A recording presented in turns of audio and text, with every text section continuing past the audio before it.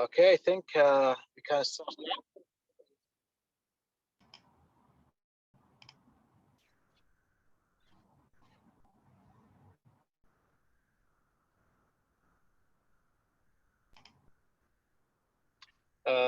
Hello, everyone. Welcome to our webinar tonight. But we will talk about the smart lenses and especially scleral contact lenses. In the beginning, I want to welcome Randy Kojima and also Mr. Patrick Caroline.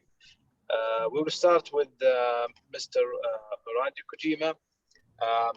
He is an expert and he is a clinical research and development director for precision technology based in Vancouver, Canada.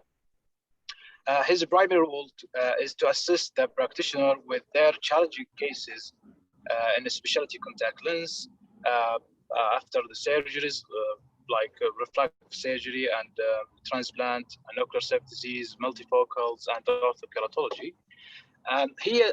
He also served as a research scientist and clinical instructor at the Pacific University College of Optometry, where he works in a clinic and performs studies in both eye shape and contact lens. Additionally, he is a clinical advisor to Midmont company in Australia, providing both topography, orientation, and education worldwide. The mic with you, Randy. You can start right now. Okay, sounds great. And my colleague Patrick Caroline will share this session with me, and he's my mentor from Pacific University as well. So hey, great to meet. I will introduce Patrick before. I mean, he will sharing you right now in the lecture, right? We're going to just do it simultaneously. Yeah, Patrick, are you with us? Well, now I'm with you. As soon as I unmute myself. So Patrick served as associate professor at Pacific University College of Optometry and assistant professor of ophthalmology in Oregon Health and Science University in Portland. He teach the contact lens curriculum. He is a fellow member and diplomat of the Corneal and Contact Lens section of American Academy of Optometry. He is a council member of the International Society of Contact Lens Research, as well as he's member of the International Association of the Contact Lens Educator and American Association of Optometric Educator. For the past 15 years, he has served as a contributing editor of Contact Lens Spectrum and is on one editor board of the Contact Lens and Anterior Art Journal. He is an internationally recognized lecturer and researcher on the contact lens. Patrick was the 2007 Grand Prize winner of the annual ocular photography contacts organized by the disease section of American Association of Optometry. The image of the smiley face fluorescent button with the hybrid lenses was displayed at the annual meeting in Tampa Bay, Florida.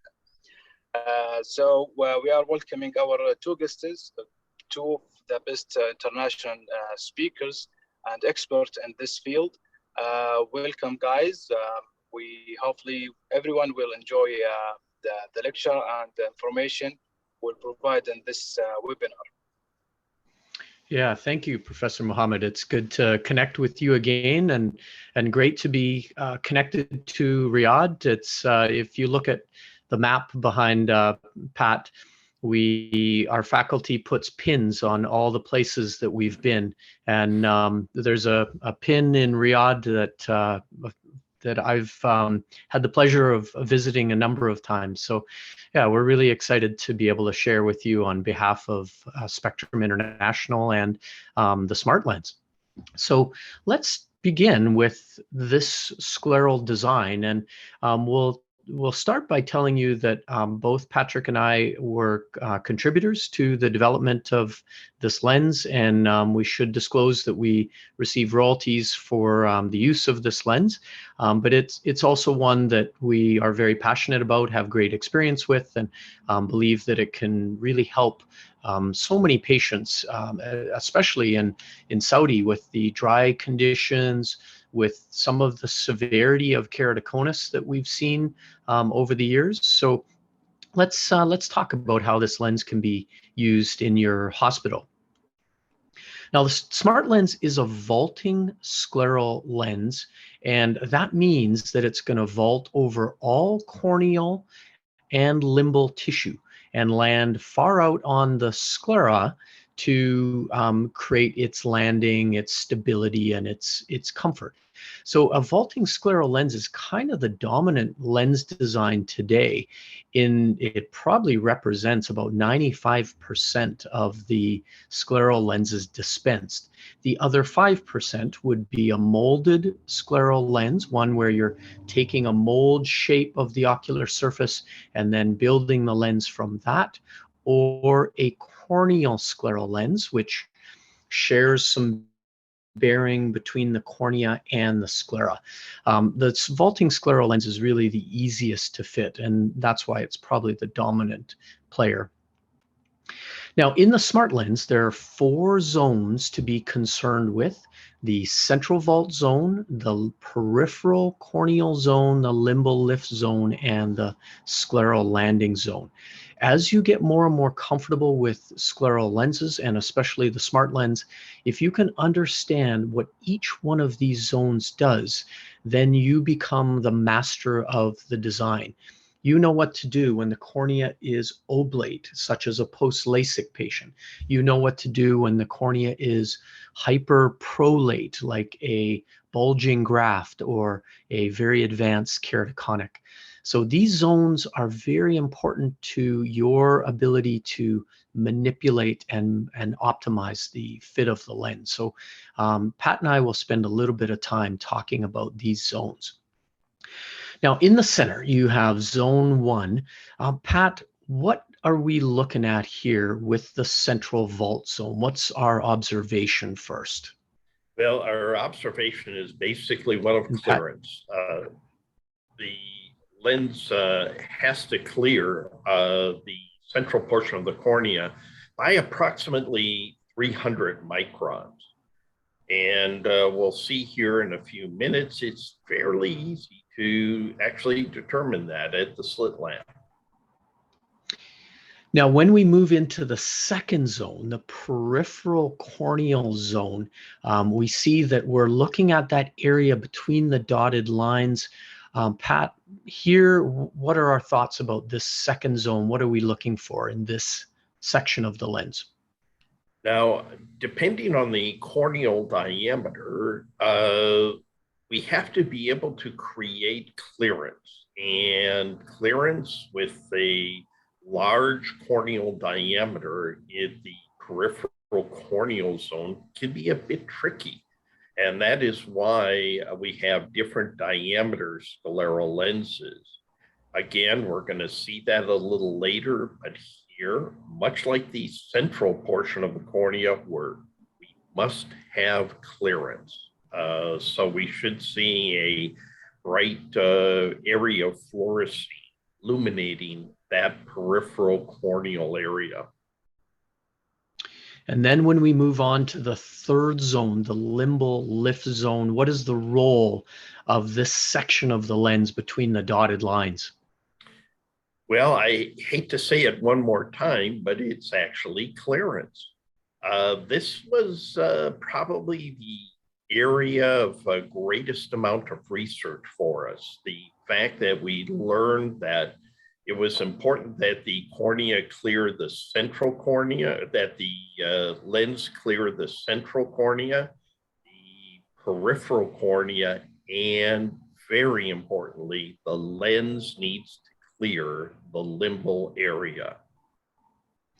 So everybody, you can really see how simple these lenses are designed, and their approach is very straightforward, that we want to just vault through everything, through the central cornea, the peripheral cornea, and the limbus.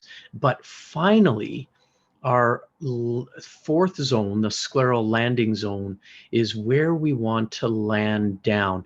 And Pat, when you assess the landing of the lenses, is it in cobalt? Is it in white light? What are your preferred ways to assess this landing?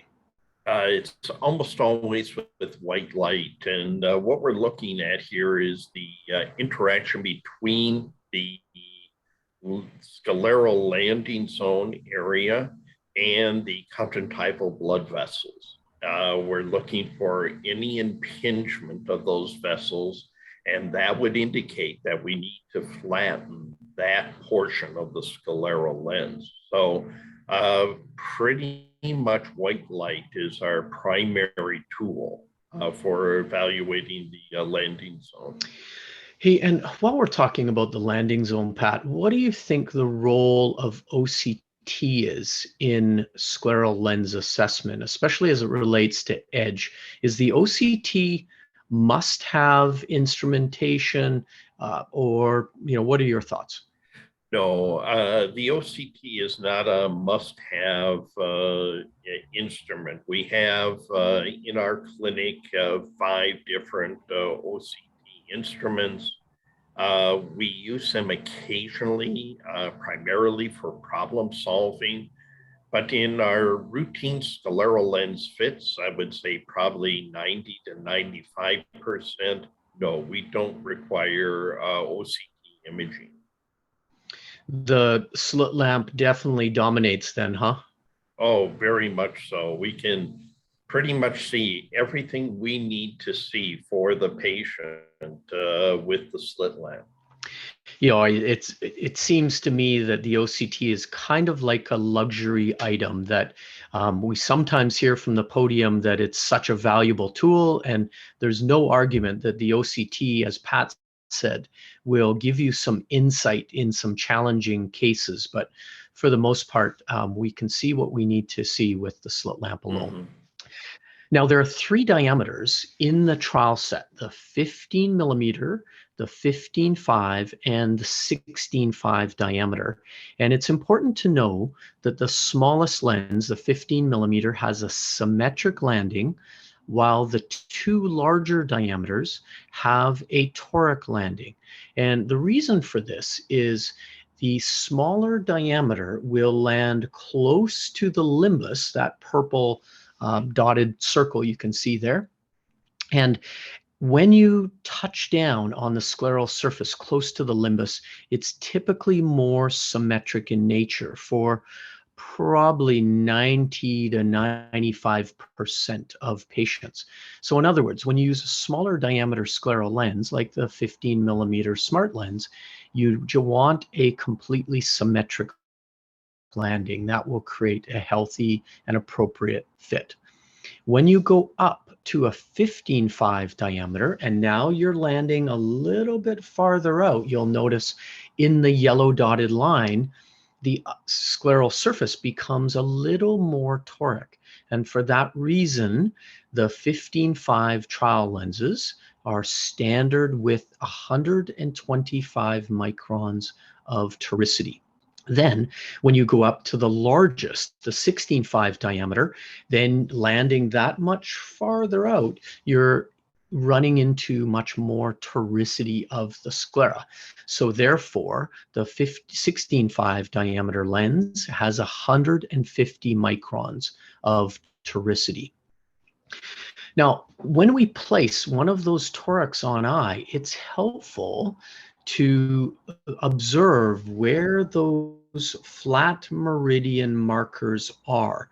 And that's those 2 black scribes that you can see there. They are not meant to be at 0 and 180 degrees or at 3 and 9 o'clock. They are meant to tell you where the flat meridian of the sclera is and whether the lens is rotationally stable.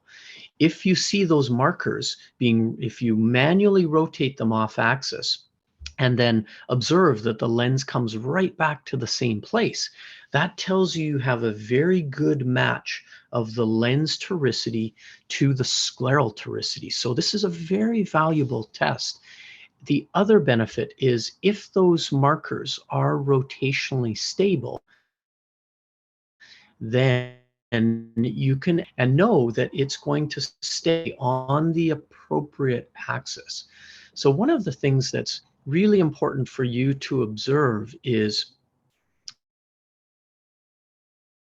where are those markers? What axis do they position at? You don't care whether they're at 0 or 180. They could be at 135, 315 degrees, but as long as they are stable where they are positioned at, and if you rotate it off axis, they come back to the same point, then you know that you've got, again, that good match of lens toricity to scleral toricity. And for your front toric cases where we need to add residual astigmatism to the front of the lens, we need to know those lenses are rotationally stable. Pat, once you put a lens on eye, do you look at the markers, or is this something you look at after settling? When do you observe this rotational stability and these markers? We'd like to evaluate that right away before the lens settles in. And this is when the lens is most dynamic with its movement.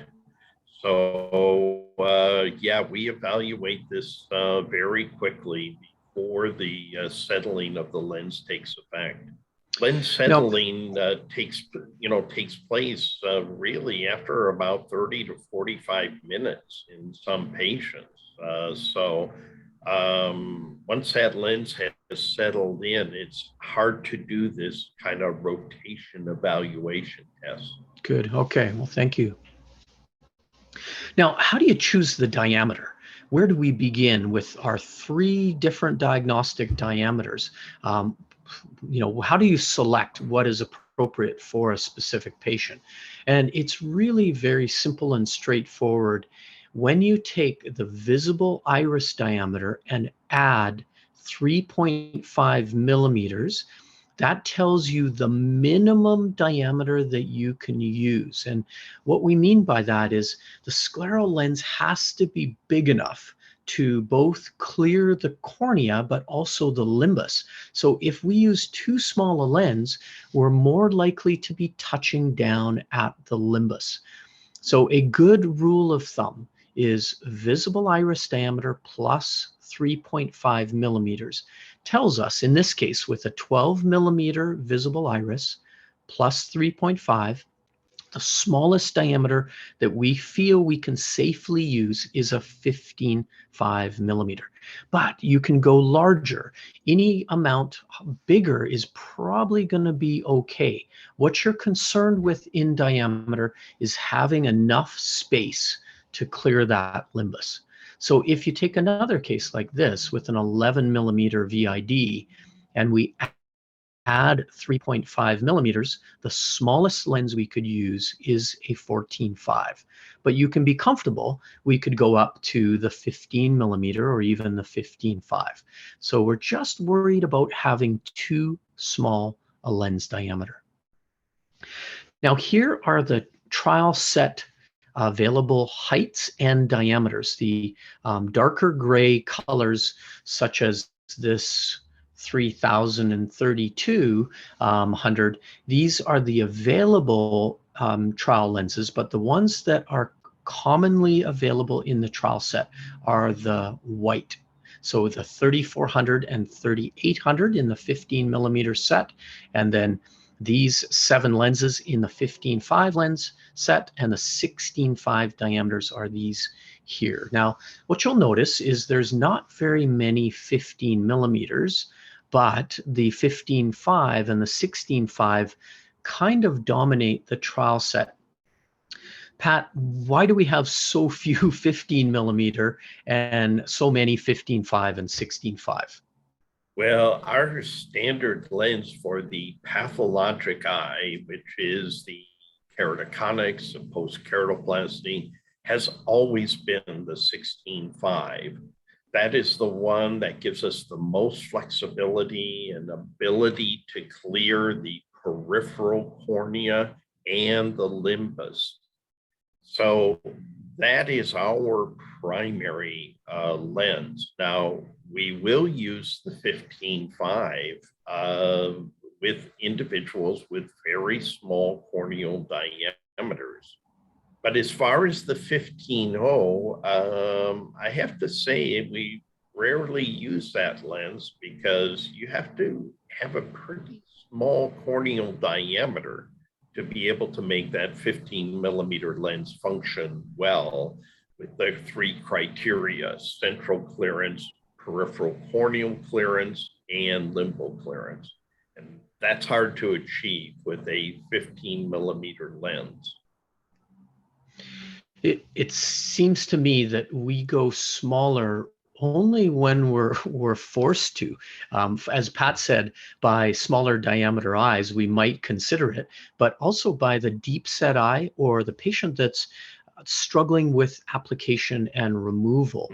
So the 15mm and the smaller diameters are really there when you need them for specific cases. As Pat said, really the dominant diameter is 16.5 because the bigger you go, the more forgiving the fit tends to be. Now we choose the initial lens based on depth, and you will be surprised to learn that it's really easy to choose the initial lens depth. And it's not based on the K readings. You're not going to a chart to look up how steep is the eye, what is the astigmatism or anything like that. It's simply what condition are we dealing with? Is it a post-LASIK patient? Well, that's going to be a much lower depth eye than, say, a keratoconic. A transplant patient could be almost anything, could be bulging, it could be an oblate sunken in graft, but you're thinking in terms of the depth of the eye. So a normal depth eye is probably going to be toward the lower end of the set. Keratoconic or a corneal thinning disorder is going to be toward the higher end of the set.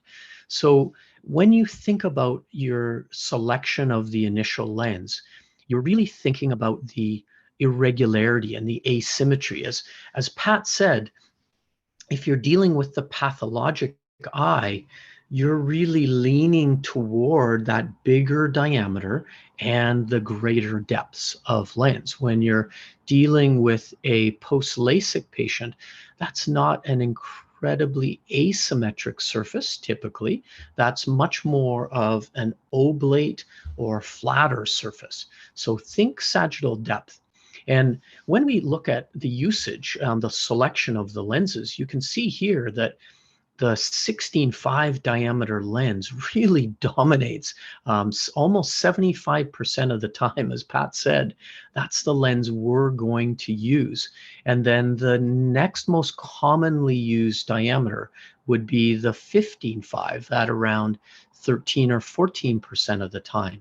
So we're connecting the diameter to the sagittal depth of the eye in the lens selection. They both go hand in hand.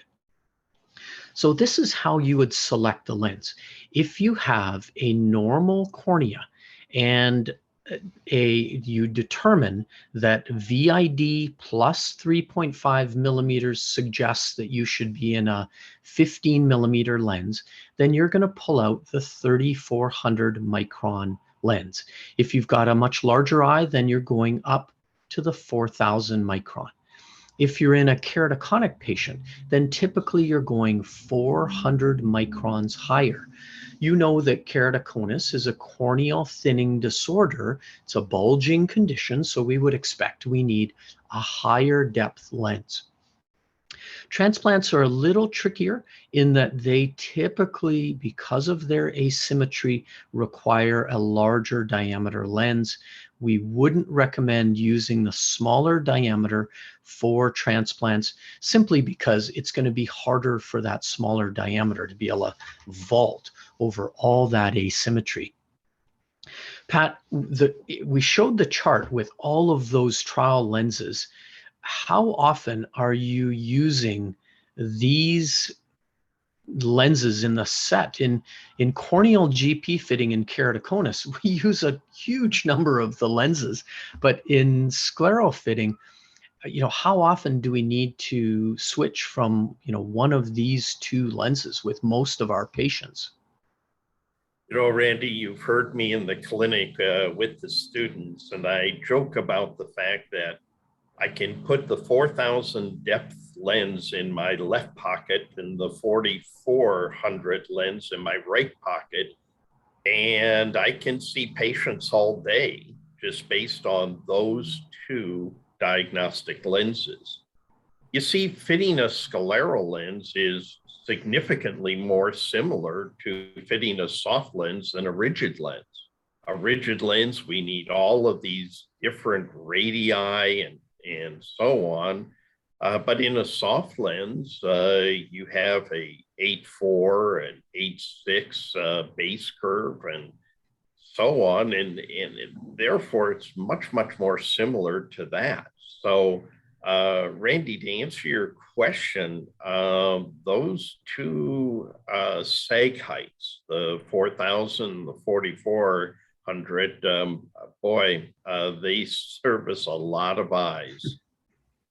I think in the analysis of thousands, tens of thousands of fits, something like 75% of patients can be fit within these two sagittal depths that Pat was talking about. 75%. Isn't that amazing that just, two lenses can do that? So really one of the things that makes scleral lenses so easy is the fact that we, as Pat said, we just don't need that many trial lenses to successfully achieve, a determination of the final parameters. Now, one thing you'll notice about the SmartLens is it kind of has a unique base curve construction. And this is in the 16.5 diameter. You'll notice here are your sagittal depths from 3,800 to 5,600 microns in sag. But you'll notice that the base curve is the same for multiple sagittal depths. And that may seem confusing, but what this tells you is that base curve really doesn't matter that much in scleral fitting. What matters is the total height of the lens. Do I have a lens that's high enough to clear the central corneal tissue? Do I need to go higher in depth? So why use similar base curves in the trial set? And the reason is, if Pat puts on a 4,200 micron sag and he determines that I actually need a much higher depth lens, I need the 4,400 micron, then I can just custom order the 4,400, knowing that the base curve will be the same, the over refraction will be the same. So I'm not needing to put on multiple lenses, and that custom order should be very accurate. When switching between different base curves in trial lenses and doing your over refractions, they can be very different depending on the radius that you use. And it's one of the mysteries of scleral lenses. Why is it that we get these funny over refractions in the custom order that we shouldn't get? So using the same base curve is kind of helpful. It makes you more efficient in practice when you switch from one height to the next. Now, Pat, the SmartLens has various zone parameter changes. Could you take us through what those increments are and why they're in these increments of change? Yes, if we look at zone number 1, you can see that the diagnostic lenses come with 200 microns separating the various sag depths. And we've done a lot of work on this, and we found that that's a nice number to work with, 200 micron increments. Raising the lens up 200 microns, lowering it 200 microns it creates a clinically significant change. If you're dealing with smaller amounts of microns, it gets a little more difficult to determine, have I made a clinically significant change?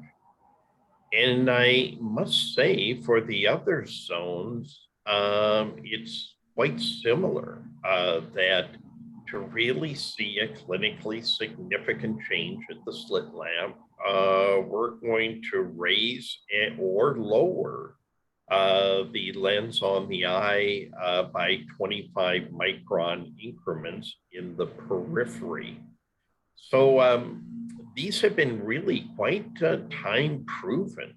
The two that really I make the most changes on, believe it or not, are the peripheral corneal clearance zone, that peripheral clearance zone, zone number 2, because we do like to raise that up to accommodate the slightly larger corneal diameters.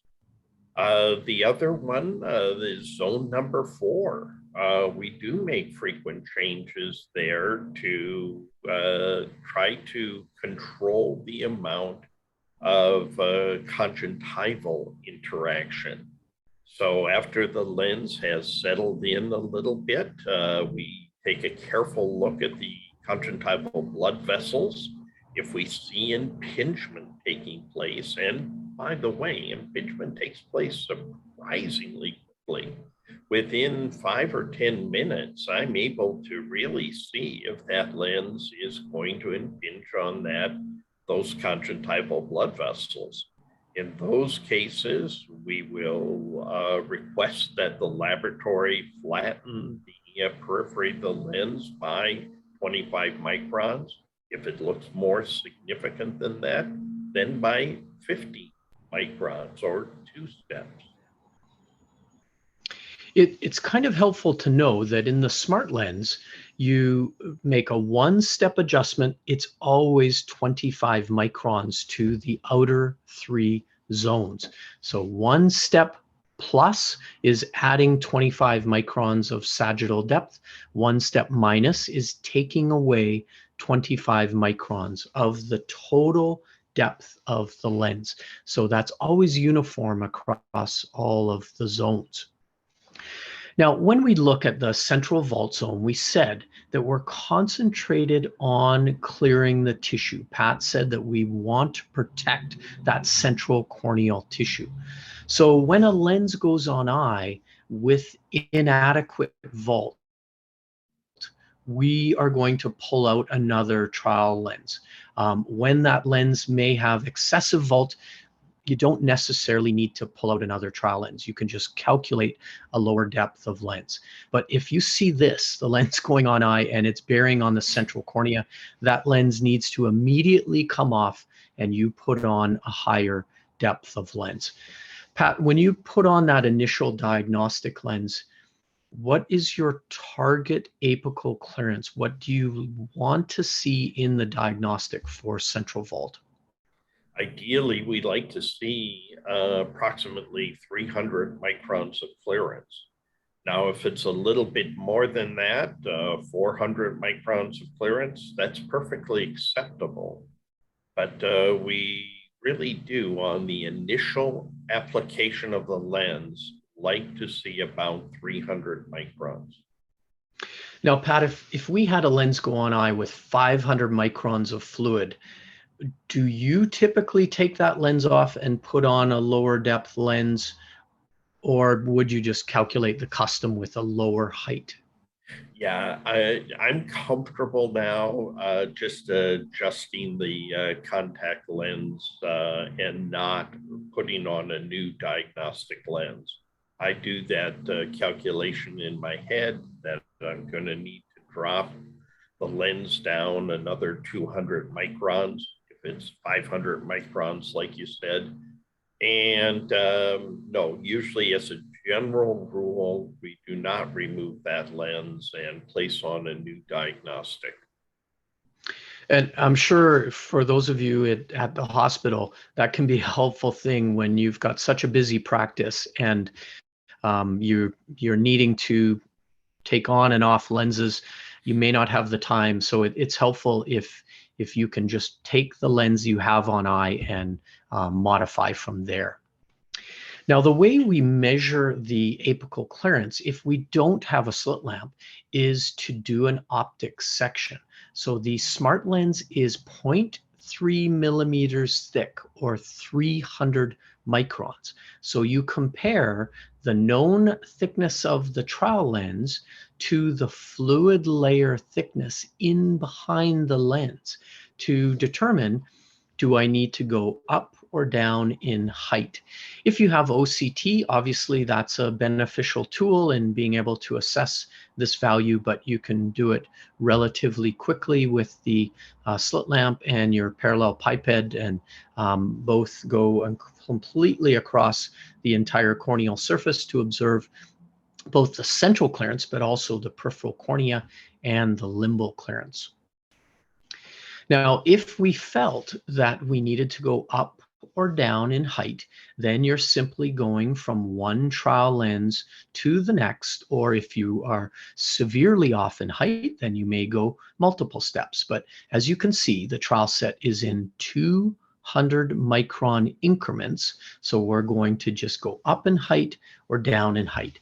And you may notice there's no mention of base curve here. The SmartLens is all about sagittal depth, going up in height or going down in height. So you're just going to completely forget about base curve and concentrate on sagittal depth. Now, in the peripheral corneal zone, we said that this section of the lens needs to clear the peripheral cornea. And as Pat described, we use this zone to raise or lower the center of the lens. So as you can see here, if we take our standard lens, it has approximately 300 microns of depth. If I make the peripheral corneal zone +4, I'm moving this angle up. I'm making the depth higher. I'm increasing the fluid thickness in the center. Conversely, if we make that angle go down, if we make the peripheral corneal zone -4, we're taking away vault from the center. Now we're down to approximately 200 microns. Remember, each step is 25 microns. So if you make a -4 micron, a -4 step change, you're taking away 4 times 25, we're decreasing the vault 100 microns. If you go +4 steps, 4 times 25, we're increasing the vault 100 microns. Pat, this section of the lens, you mentioned that you modify this maybe the most often, or between this and the landing of the lens most frequently. What are your reasons to make this zone change? The primary reason is when we evaluate the lens with fluorescein, the contact lens, we look off into the periphery and see how much clearance we have out there at the peripheral corneal clearance area.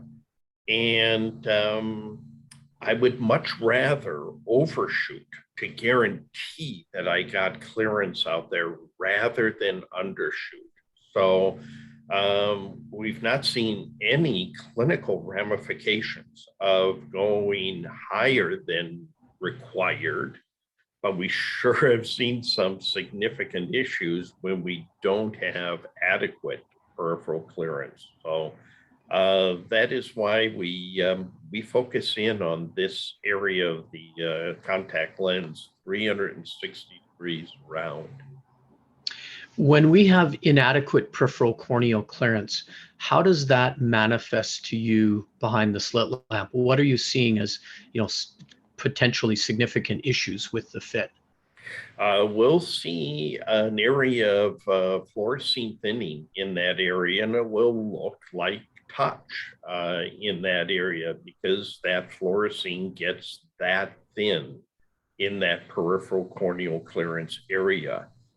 Now, if we dispense the contact lens, and we do that in the clinic because we are doing a lot of our research work on our students' eyes, where we have that luxury of being able to dispense suboptimal lens fits. And if we do that, what we get is at the area of the peripheral cornea, we'll get this rather coarse punctate staining.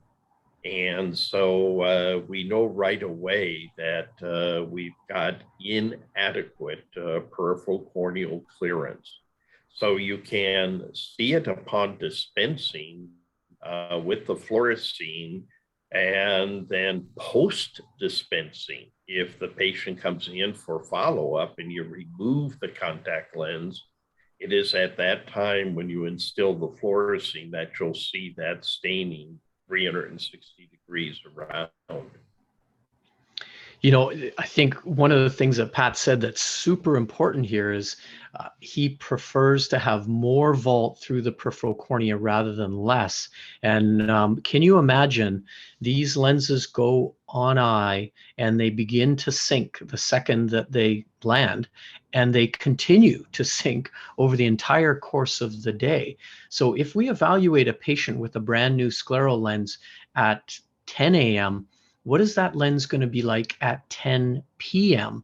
and how much will it have settled? So as Pat said, it might be wise and advisable to overshoot the amount of vault through the peripheral cornea and through the limbus as well. So on that topic, with regard to the limbus, we said that we want to clear through that limbal tissue. We want to protect the limbal stem cells as much as we possibly can. Pat, we have 3 different appearances of the lens. Take us through these 3 and what you observe and how you would approach these fits. Now, if you look at that lens on the far left, it's pretty easy to see that we have inadequate peripheral corneal clearance because we see that rim of dark area in the periphery. But if you look to the right of that area in the center of the contact lens, we've got adequate clearances, it appears. And most importantly, look at the area beyond the limbus. And what you see there is you see fluorescein pretty much over that area beyond the limbus. And so I'm looking at this fit going, oh my, I have adequate limbal clearance. I have adequate central clearance. And now I just need to jettison up that periphery a little bit to make that lens clear. On the center image, I'm seeing a little kind of a mixed area there. We're seeing one area that seems to be clearing adequately in the peripheral cornea. We have one area where it's a little bit thinner, the fluorescein, and I'm willing to just sort of let this go to kind of see what happens. We can have a small geographic area of this peripheral fluorescein thinning, but I do have to remember something, and Randy mentioned it earlier. If I'm looking at this on the initial diagnostic fitting, I must remember that this lens is going to drop down onto the eye, settle into the bulbar conjunctiva by approximately 130 microns. So what I see here on my diagnostic fitting is probably seen it at its best. It's going to drop down and we're going to lose 130 microns of clearance. So I have to remember that. When am I looking at this? Has the patient been wearing the lens for 8, 9, 10 hours? Or is this on the initial diagnostic fitting? What we see on the far right is a lens that seems to have all of the criteria that we're looking for: central clearance, peripheral clearance, and limbal clearance. And so I'm looking at that and thinking, right now, on my initial diagnostic fitting, this is looking very good. But I have to wait and see this patient after the lens has settled into the bulbar conjunctiva. Remember, we said that the lenses are going to drop approximately 130 microns. Now, that's the average. But as with any human characteristic, there are going to be individuals that the lenses settled in more to the bulbar conjunctiva and some less. So we really have to assess this after about 1 week of lens wear. Hey, thanks, Pat. I think what we're hearing is that Pat is concerned that these lenses clear through the peripheral cornea and clear through the limbus. So if you see definite peripheral corneal bearing, you would raise the peripheral corneal zone. If you see definite limbal bearing, you would change the limbal zone of the lens.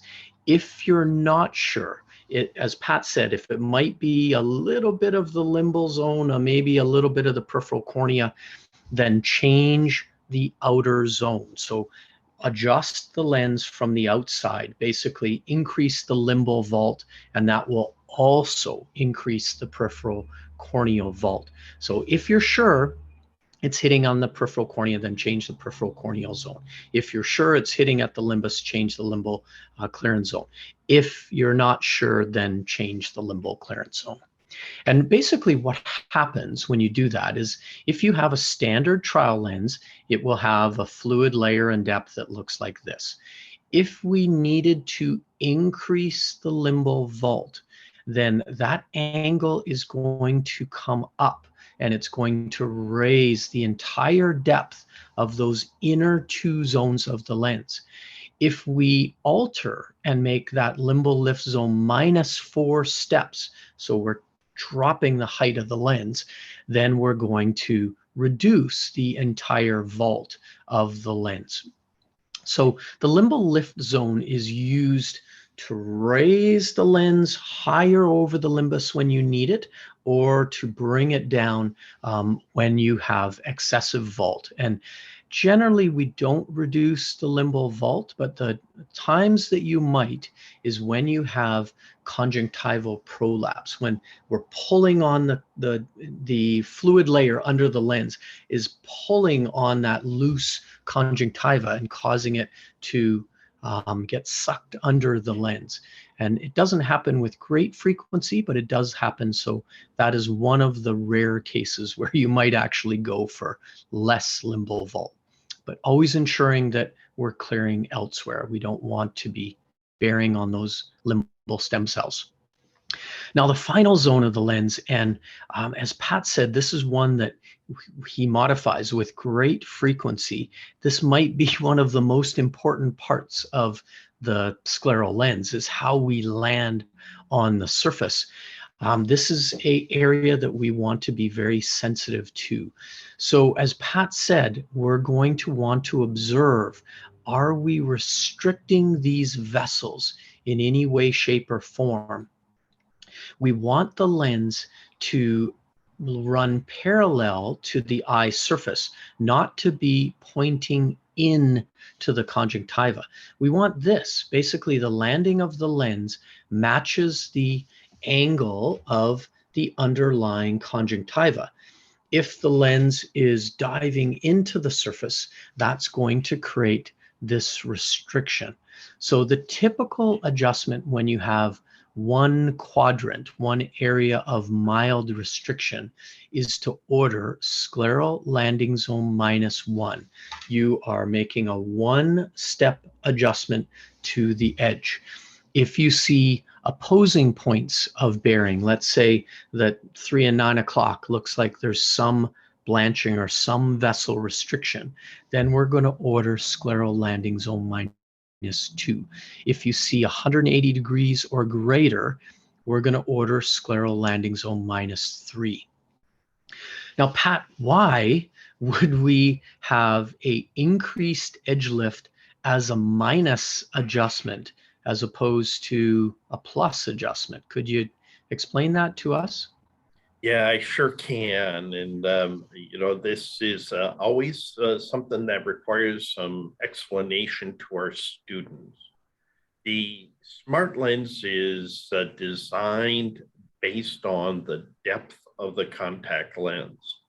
And anytime we take the SmartLens and we want to increase the vault, steepen it, then that is going to be a plus change. Well, as you can imagine, in the periphery, if we have a lens that in the periphery is a little snug, we don't want to go in the plus direction and tighten it and raise it. We want to lower it and flatten it. So I have to really focus in on with the students that everything is sagittal depth, plus makes the lens steeper, minus makes it flatter. And once you get that square in your mind, these adjustments become very simple and very logical to understand. Pat, for you, when you find a tight-fitting lens to surface relationship, what is your typical adjustment to the scleral landing zone? Boy, Randy, that's a good question. And the answer is pretty simple for us in the fact that we work in 25 micron increments in the periphery of the contact lens. A 25 micron change will create a clinically significant change. So if I go -1 in the landing zone, that means I'm flattening the periphery of the contact lens by 25 microns.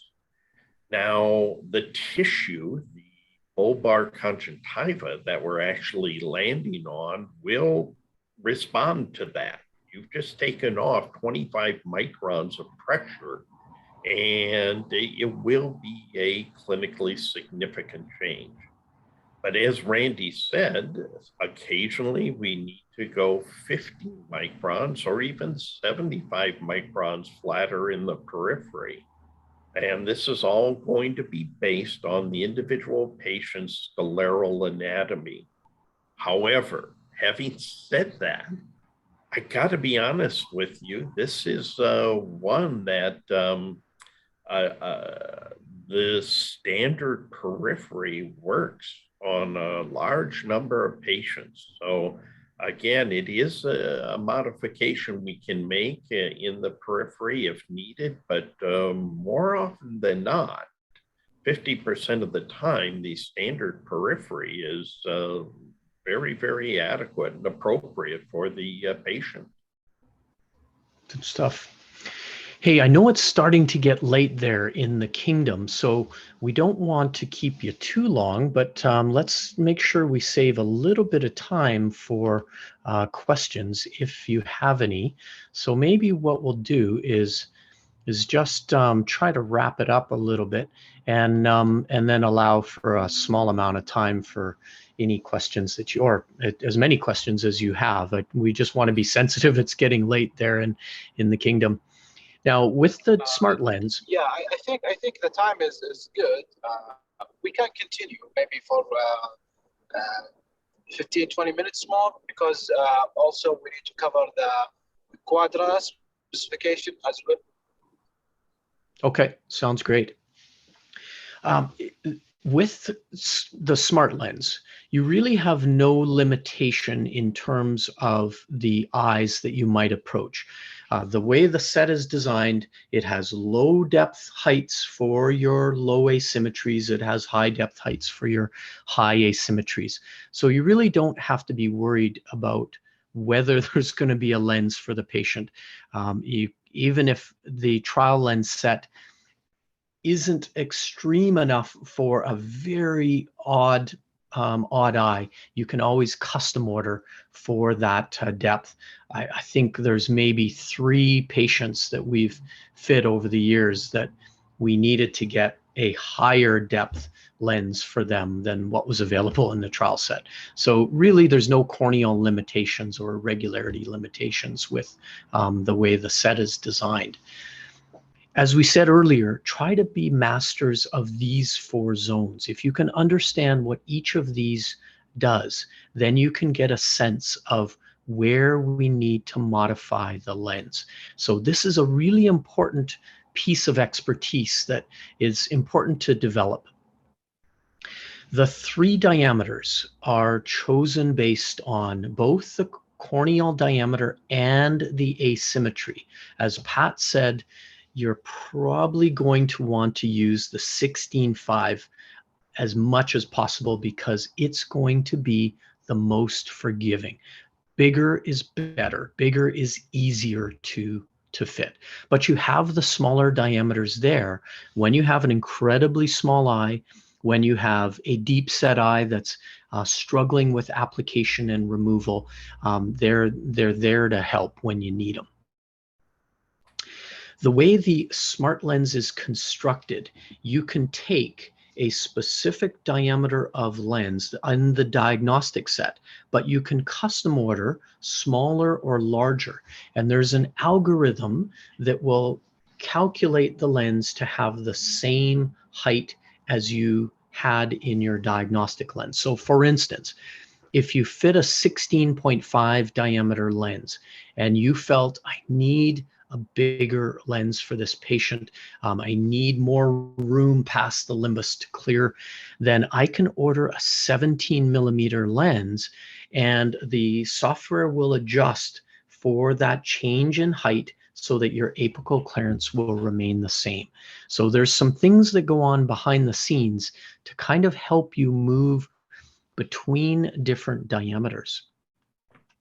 In the smaller diameter set, the 15 millimeter, you'll see these scribes that are 60 degrees apart. And what they're meant to do is to help you understand when you need a bigger lens. So if, for instance, we see these scribe marks 100% within the diameter of the cornea, that tells you the lens is too small. You're going to be bearing too hard on the peripheral cornea and the limbus. What we want to see is the scribe either 50% on the iris and 50% beyond, or even better yet, that the scribe mark is 100% past the border of the visible iris.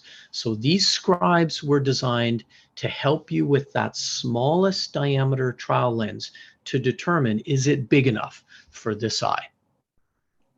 The range of the trial set, as we said, is based on depth. So from the lowest depth to the highest depth, you determine, do I need to go up in height or down in height?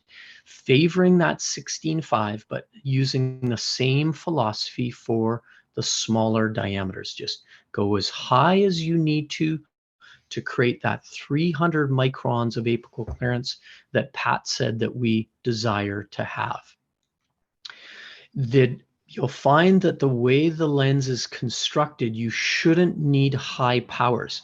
The SmartLens uses very flat base curves, and the reason for that is if we have a flat lens to cornea relationship, the fluid layer becomes a more concave surface. It becomes a minus power lacrimal lens.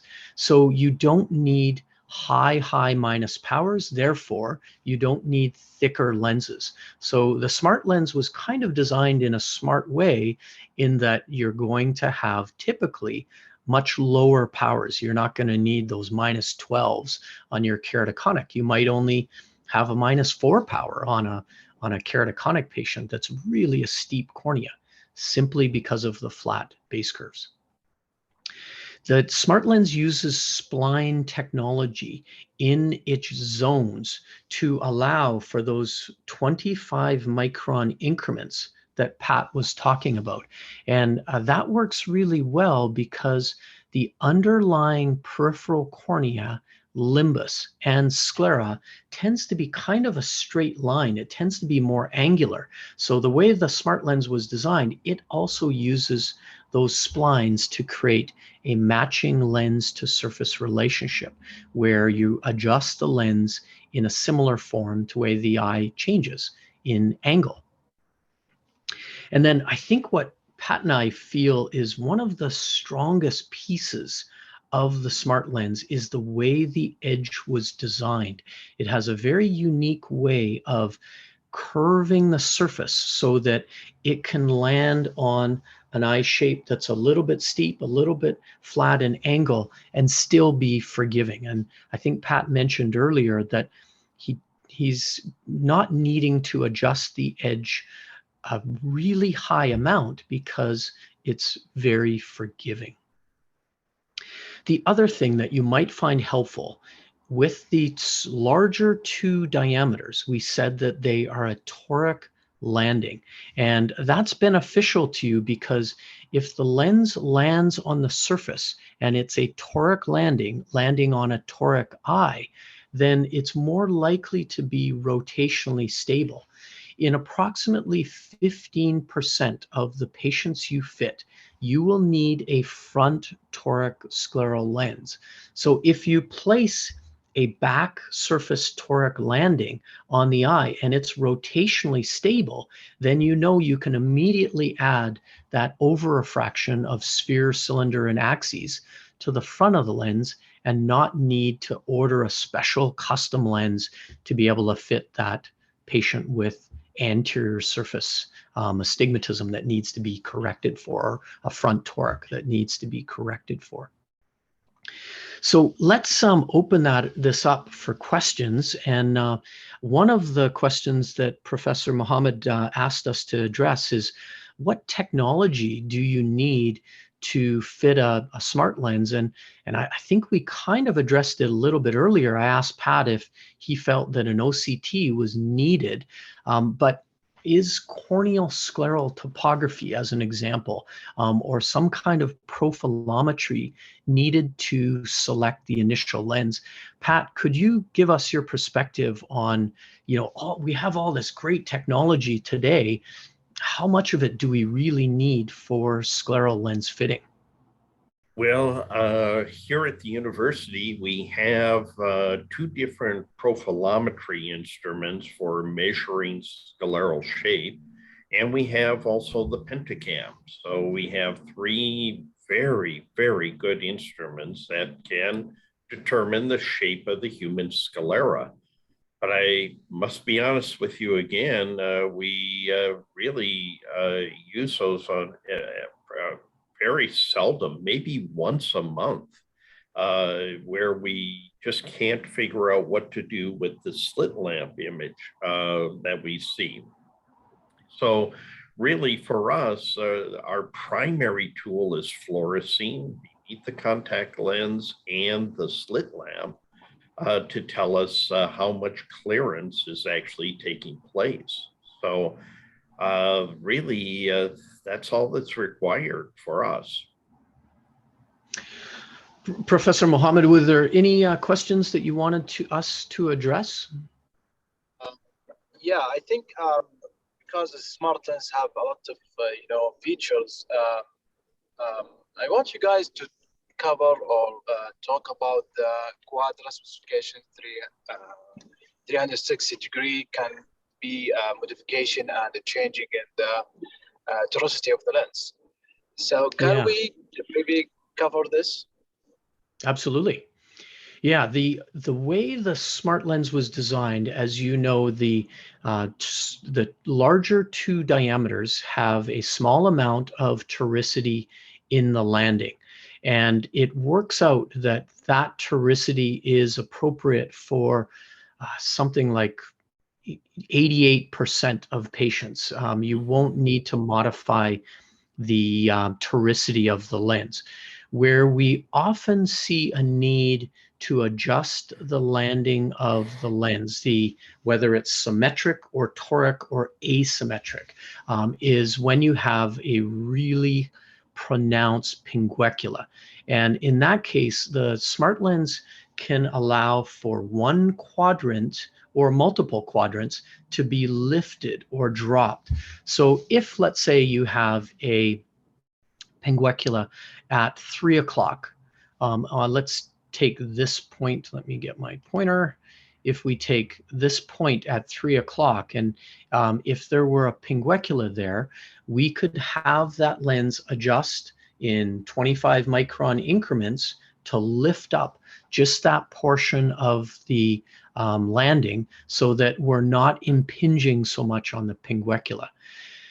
The good news is that we don't need to use the quadrant specific landing very often.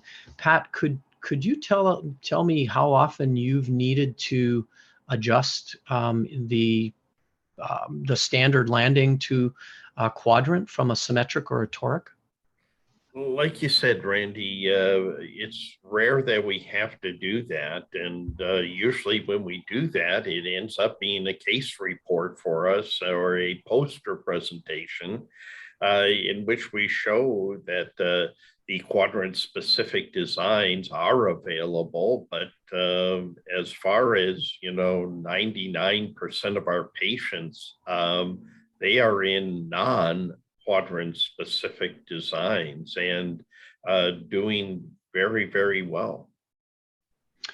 It seems that often when we have troubling pingueculas, we can often fit smaller or larger to fit inside the pinguecula or to go over top or outside the pinguecula.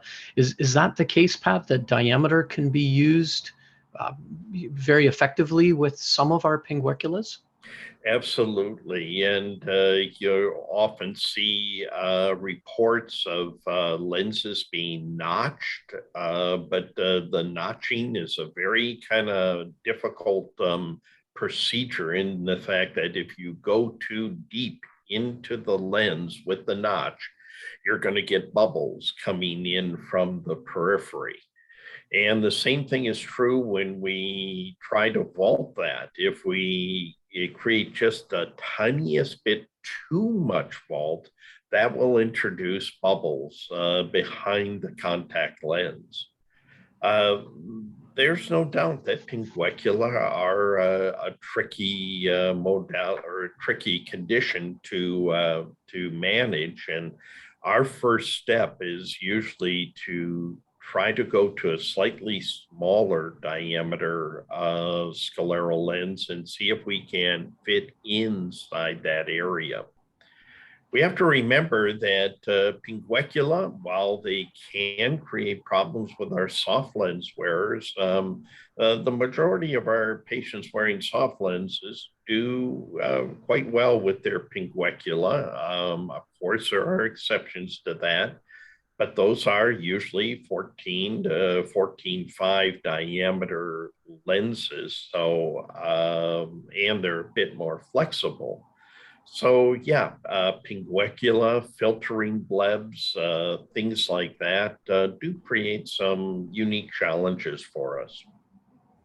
So if you're needing to lift the lens over a pinguecula, the way you would do that is to make that quadrant adjust in minus steps. So you'd make the limbal lift zone minus because you want to lift that lens up. You want to take away sagittal depth.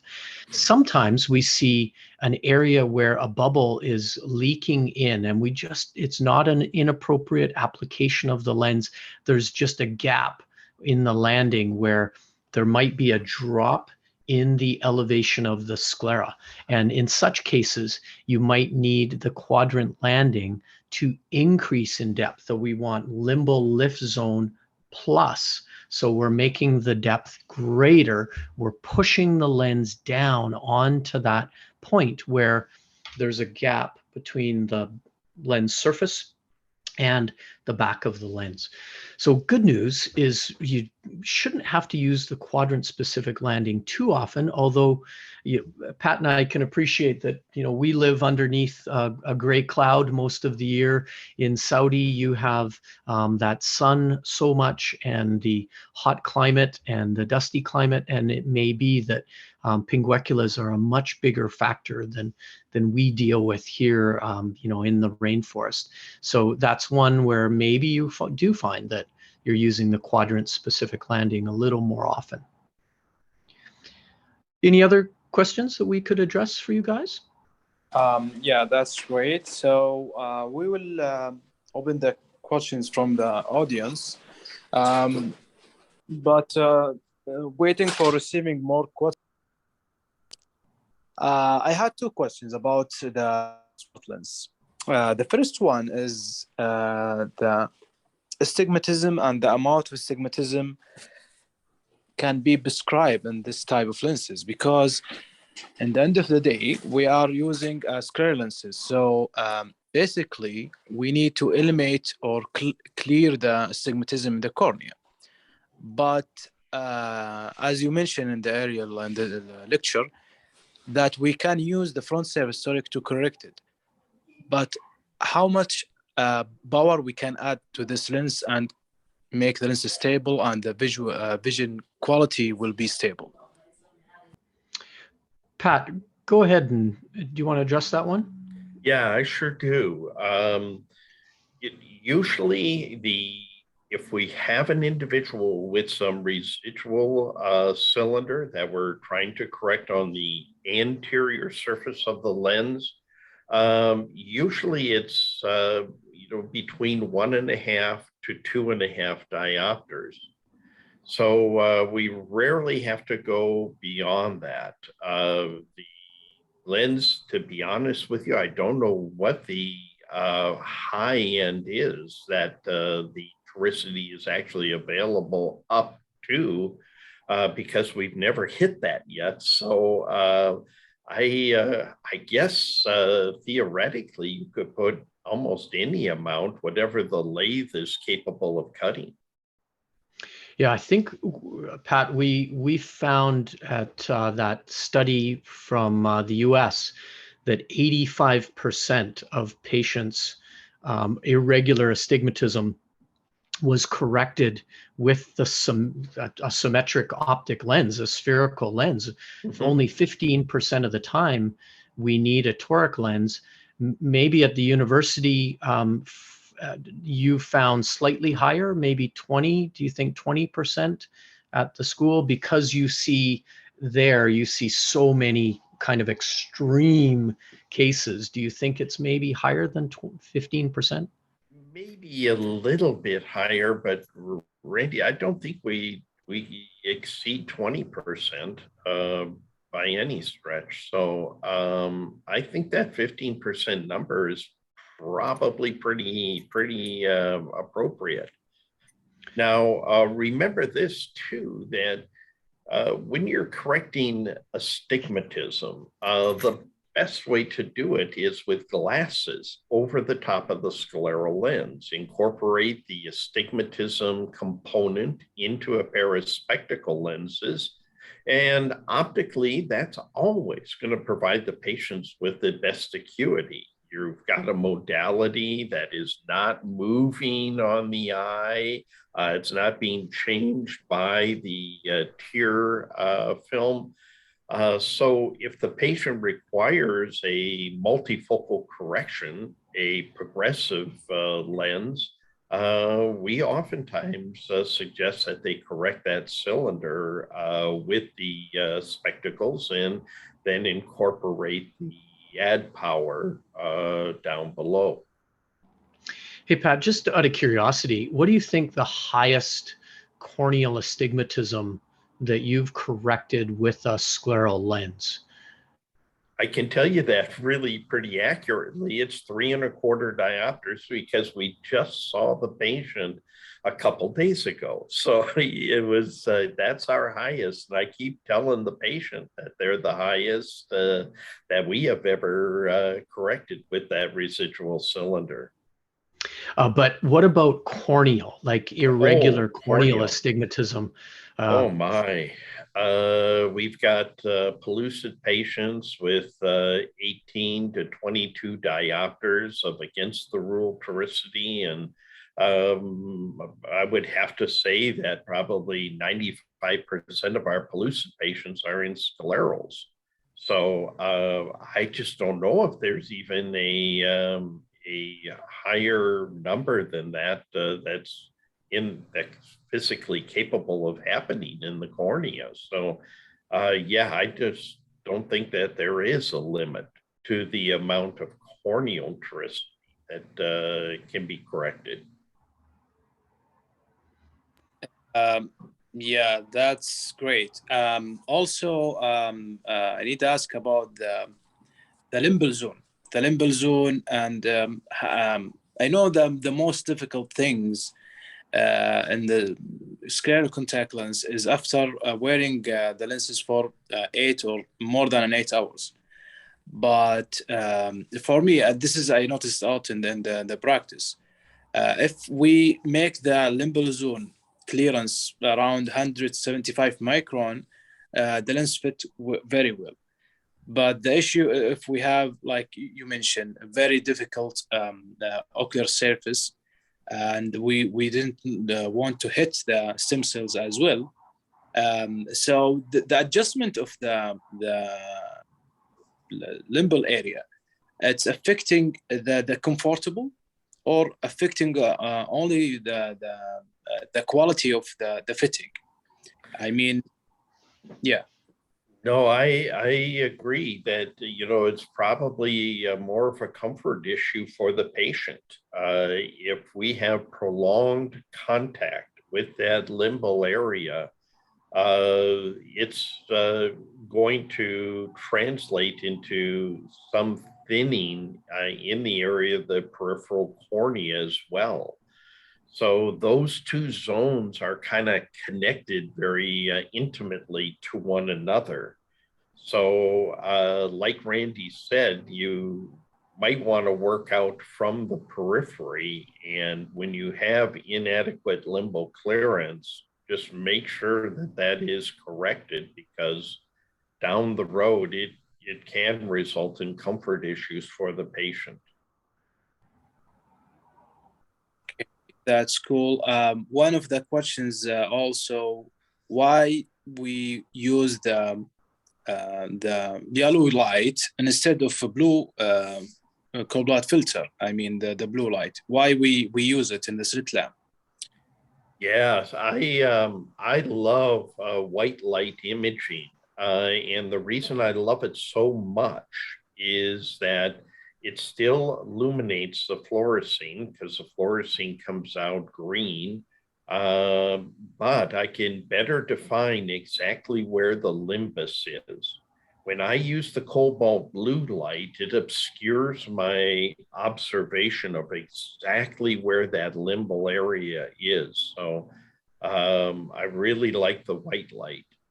When I'm looking at the central clearance of the contact lens, I like to use the optics section of the slit lamp with white light, because that allows me to see the thickness of the contact lens, the thickness of the tear film, and equally important, the thickness of the cornea.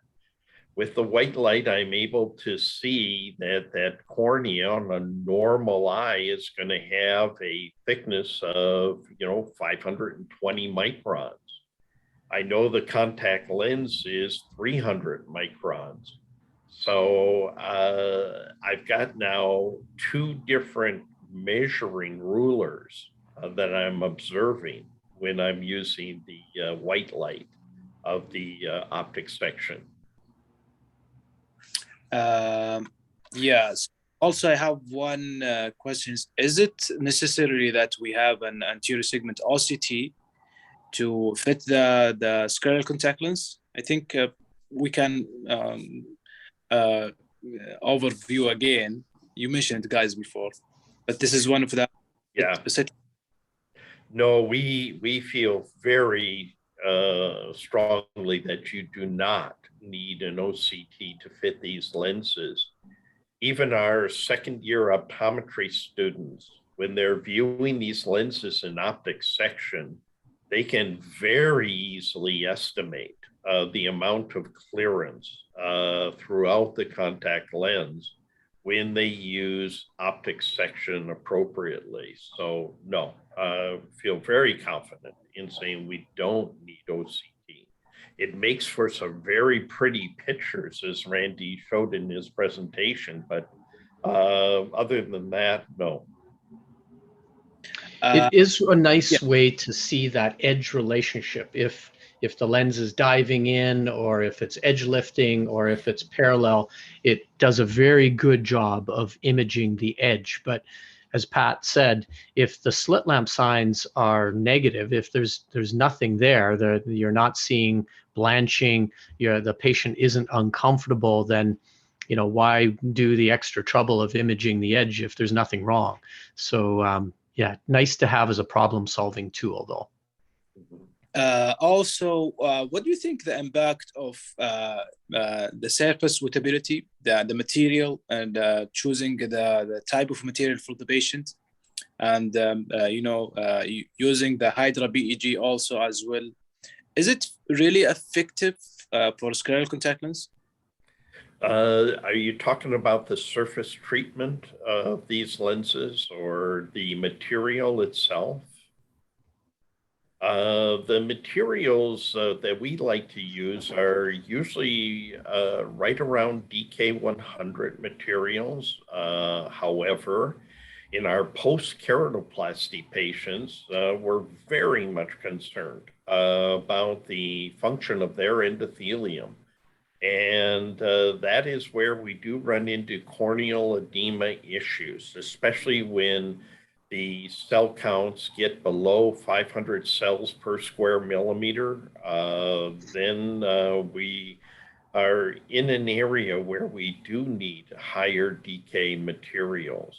And so now we have some wonderful materials with DKs of 160. So it's nice to know that those materials are out there. As you know, there's some new surface treatments that are available. One's called Tangible, and we use that with pretty good regularity on our dry eye patients. Those with ocular surface disease, the Tangible coating does work out well. The coating does wear off, but now the Food and Drug Administration in this country has approved the Tangible Boost, which is a system that the patient can use to reestablish the coating on the lens. So some exciting things really coming out material-wise, surface treatment-wise, that just make things easier for us and our patients. Speaking of the dry eye, the questions for both of you. Is there any special approach? I mean, in terms of diameters, we know that the DK over K should be more than 100. But I mean, for example, for people who have ocular surface disease or Stevens-Johnson syndromes, for example, and they need to make the cornea moist all the day. Is there any preference for, using a larger diameter or special material? No, we have all of our patients with Stevens-Johnson's, pemphigoid, Sjogren's. We have them in our standard lens designs. We make very sure that we've got adequate clearance throughout the contact lens. But again, we feel very, very comfortable going with our standard 300 microns of apical clearance. We feel very comfortable with our standard lens designs throughout. So surprisingly, we don't do anything really out of the ordinary with those particular eyes. And Randy? Yeah, the only thing I might add to that is that we've fit some severe ocular surface disease patients with 14.5 millimeter lenses and changed their life. We've fit patients with 17 millimeters and changed their life, and it doesn't seem to matter that much what diameter that we use. It seems to be the big thing is protecting that ocular surface, trapping that fluid layer between lens and surface. And as long as we're covering enough of the both cornea and limbus, that tends to provide the relief that those ocular surface disease patients, that they need to give them that comfort level and the healing that needs to happen as well.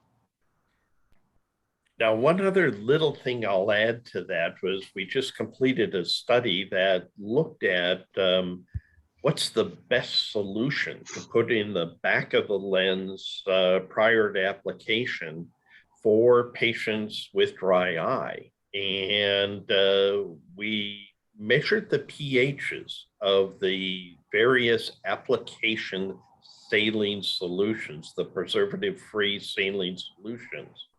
And when we measured the pH, we found some pretty significant differences. When we use a hospital grade saline, the saline that's used within the hospital that's preservative free, it has a pH of around 5.0. And we found that when patients use that, it's a wonderful saline solution, but the dry eye patients were more comfortable in a saline solution that had a buffer in it that buffered it to a 7.2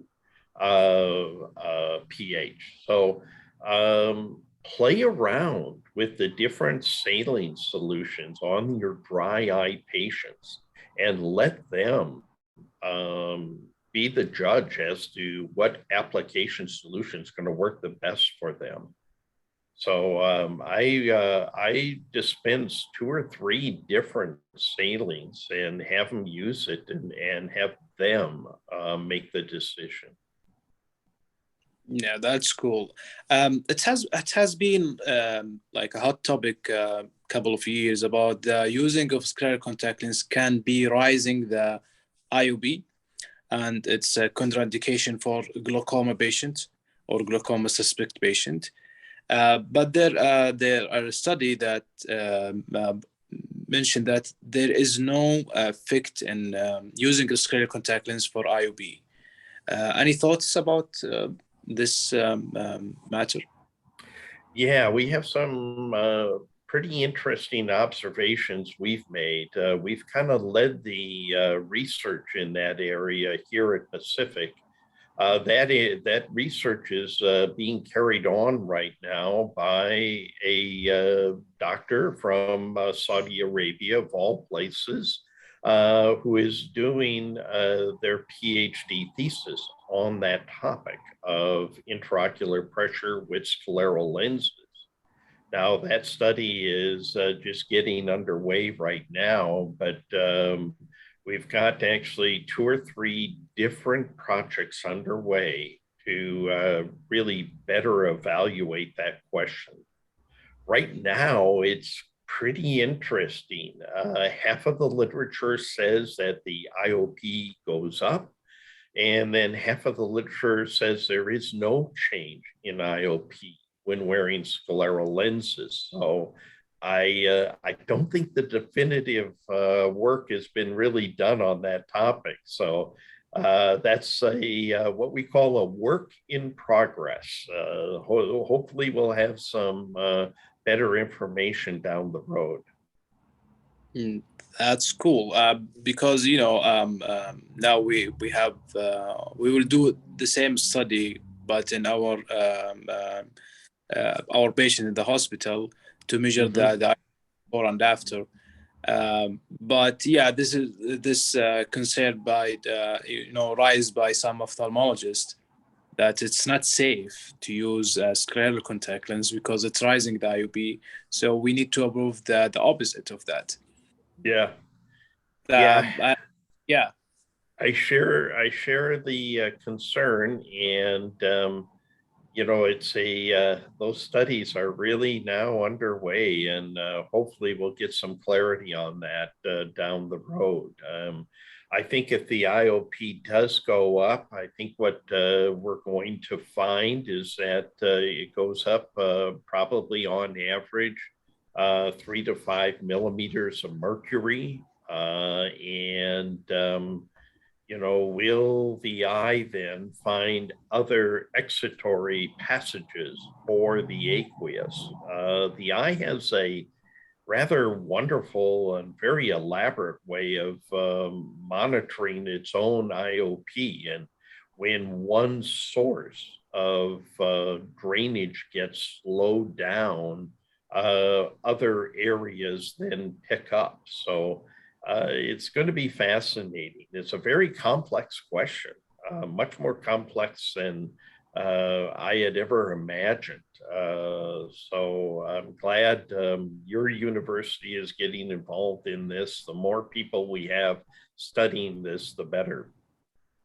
Yeah. So any thoughts, Randy, about this issue? Yeah, I think Pat has always said to us that you have to earn a scleral lens. In other words, the patient really has to have severity such that a scleral lens is really the only option. So we're not fitting scleral lenses on a simple myope with some astigmatism. We're fitting scleral lenses on a patient that can't be fit in a corneal GP. We can't achieve the comfort. We can't achieve the vision and just the quality AM to PM vision and quality of life. So really, a scleral lens patient, as Pat said, needs to be, they need to earn it. And we're not fitting everyone with sclerals. We're fitting only the ones that really it's their only option. So if IOP is going up slightly during wear, what's the risk versus reward? Are we providing the patient with a quality of life that they couldn't experience any other way? Well, then maybe it's worth fitting the scleral lens and not knowing, what that potential heightened risk might be. I mean, we've now had a good 20 years with the modern scleral lens, maybe 25 with the modern scleral lens, and we haven't seen complications. So yes, IOP seems to be going up when it's worn, but as soon as it's taken off, it seems that the IOP normalizes very quickly. So, is this real risk? I don't think we know the answer. Yeah, we'll keep it for the research and the publication upcoming. I think the last questions we have here, if I have a patient and the fittings look good, but he complains about the comfortable, he is not comfortable with the lens, what I need to check? I mean, the stationary. Yes, we have had that happen. This is something Dr. Lynette Johns reported on patients who are wearing well-fitted scleral lenses that still report some rather significant discomfort. And we've been unable to determine the etiology of that discomfort. It's a rare phenomenon. We've probably seen 3 or 4 in our practice, and it's very confusing to us what to do and how to help the patient. Lynette Johns, who's the expert at this, appears to indicate that this is some neurologic issue, that the lens is bearing on some portion of the conjunctiva, that for one reason or another is creating this neurologic response that manifests itself as discomfort. And there could be that perhaps there's really nothing we can, do to help that particular patient other than perhaps try a corneal contact lens or a soft contact lens. Obviously, vision and comfort may not be as good as the scleral lens, but it could very well be that that's going to be the best lens modality then for the patient. The vast majority of contact lens discomfort is related to movement, and all of you have seen that with every other kind of contact lens that you fit. If the lens is less stable, if it moves more, the patient is more aware of it. So one of the things that you might do in this case is check that the lens is stable. If it's scleral lenses typically don't move a lot, which is why they're comfortable. If you are seeing a lens that has some movement, you might consider increasing the diameter, creating more sagittal depth, landing farther out, might create more stability, reduce movement, and improve comfort. That's cool. Very helpful. I think no more questions from the audience, so I think we will wrap everything here. Thank you so much, guys, for the very informative and very great talk, both of you. It was very nice. We ran a little bit late, but it's okay.